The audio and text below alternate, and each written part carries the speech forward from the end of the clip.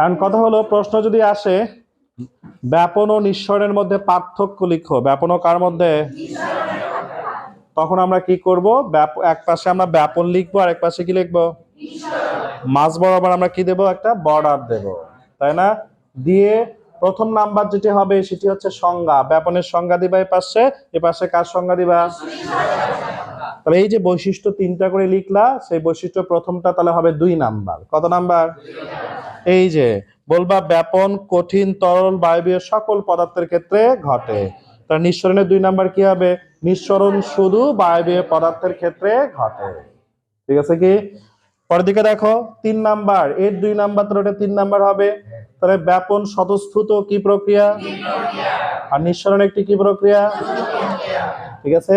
পরে 4 নাম্বার এসে বলবা ব্যাপনে কিসের কি নাই, আর নিঃসরণ উচ্চ চাপের স্থান থেকে কোন দিকে ঘটে। তাহলে কয়টা পার্থক্য হলো? 4টা পার্থক্য। যদি তোমাদের পরীক্ষায় আসে দেখা যাবে সৃজনশীল আকারে তো আসে, হয় খ মার্কে আসে নয় গ মার্কে আসে, ঘ মার্কে কখনোই পার্থক্য থাকে না।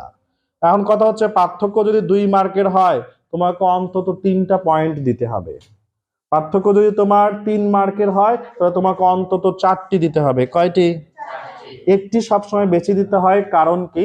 কারণ হচ্ছে কোনো ক্রমে তোমার যদি একটি পার্থক্য ভুল হয়ে যায় তাহলে একটা ভুল হলেও আরো তো 3টে থাকলো, তাহলে ওই 3 নাম্বার পেয়ে যাবা। আর দেখা গেল তোমার 3 নাম্বারের প্রশ্ন এসেছে, তুমি 3টাই দিয়েছো, কোনো কারণে একটা ভুল হয়ে গিয়েছে, তাহলে তোমার 1 নাম্বারটা কি যাবে, কমে যাবে। বুঝছো কি? এই জন্য পার্থক্য সবসময় একটি পয়েন্ট কি করতে হয়। তাহলে আমরা কয়টা পয়েন্ট দেখে দিয়েছি? তাহলে আমাদের প্রশ্ন কিন্তু শেষ। প্রশ্ন কি? ব্যাপন ও নিঃসরণের মধ্যে কি লেখো।